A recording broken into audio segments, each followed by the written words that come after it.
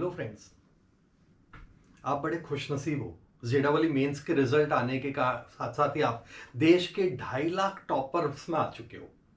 तो सबसे पहले तो मैं शैलेश सर आपको उन सबके लिए कॉन्ग्रेचुलेशन देता हूं। और आज का ये एपिसोड जो है ये आपके फर्दर एडवांस की तैयारी के लिए, गाइडेंस के लिए है। इसमें मैं ये नहीं बताऊंगा कि ये लेसन पढ़ो, ये लेसन पढ़ो, ये करो, वो करो, ऐसा कुछ नहीं बताने वाला हूं।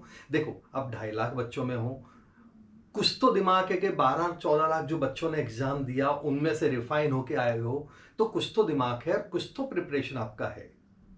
अब मेन है, जिस दिन जेडबल एडवांस का एग्जाम होगा उस दिन के लिए मैं आपको ज्ञान देने वाला हूं। दुनिया भर के आप वीडियोस देखते हो, जेडबल एडवांस के आपको खूब सारे वीडियोस मिलेंगे, बट आपको इस तरह की इंफॉर्मेशन वाला वीडियो शायद ही कहीं मिलेगा। तो शुरुआत करते हैं हम लोग अपने वीडियो की। जेडबल एडवांस के पेपर के दिन हमें क्या क्या करना है, क्या नहीं करना है। तो देखो, प्रिपरेशन से ज्यादा वैल्यू है उस दिन आपका माइंड कितना कंसंट्रेट और एक सेंटर्ड है, साथ में आपका कॉन्फिडेंस। क्योंकि देखो, हर चीज में कॉन्फिडेंस ही काम आएगा। आपकी नॉलेज रखी की रख रह जाएगी। अगर एग्जाम्स का पेपर देखते ही आपके हाथ पांव फूल गए तो आप सब कुछ भूल जाओगे, राम राम को मरा मरा ही बोलने वाले हो। तो मेन है, आपका कॉन्फिडेंस मैटर करता है बच्चों।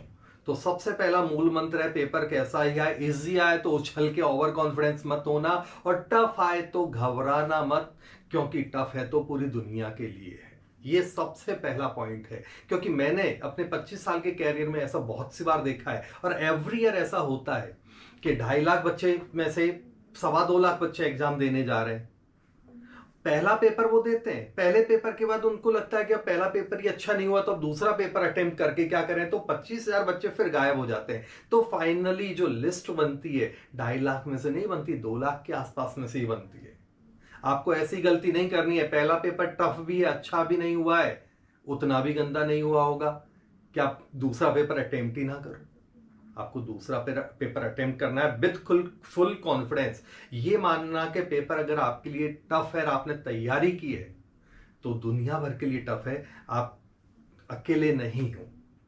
बस तुक्के मत मारना।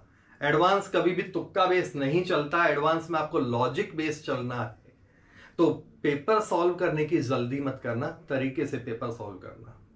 दूसरा, जेडबल एडवांस में दोनों पेपर्स में क्लियर होना जरूरी है। मेरिट ओवरऑल बनती है, बट दोनों पेपर अटेम्प्ट भी होना चाहिए, मिनिमम मार्क्स के साथ क्लियर होना भी जरूरी है। ये जानकारी आपको होना कंपलसरी है।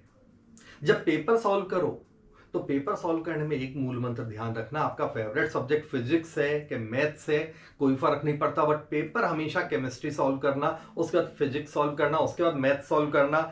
आप आराम से कट ऑफ क्लियर कर जाओगे, क्योंकि बेसिक लेवल का नॉलेज इतना तो आपको आता है कि 20-25% आप स्कोर कर पाओ। जेडबल में अगर आपको टॉप 25,000 रैंक में आना है, 20,000, 25 भी ज्यादा बोल गया, 20,000 रैंक में भी आना है तो आपको लगभग 20 से 25% ही चाहिए। तो 20-25% बना लोगे, इतने तो आपके हालात हैं, इतने गंदी हालात नहीं है कि आप 20-25% भी ना बना पाओ। दूसरी जो बात आपको ध्यान रखनी है, एक सीधी सी लिस्ट में आपको यहां पर दिखा रहा हूं, आप देखो बहुत ज्यादा मुश्किल नहीं है। इसका मतलब आपको नेगेटिव मार्किंग से बचना है और तुक्के नहीं मारना है, क्योंकि आप देखो टॉप 10,000 में आने के लिए भी आपको लगभग लगभग कितना स्कोर चाहिए, 30 से 35% स्कोर ही चाहिए होगा।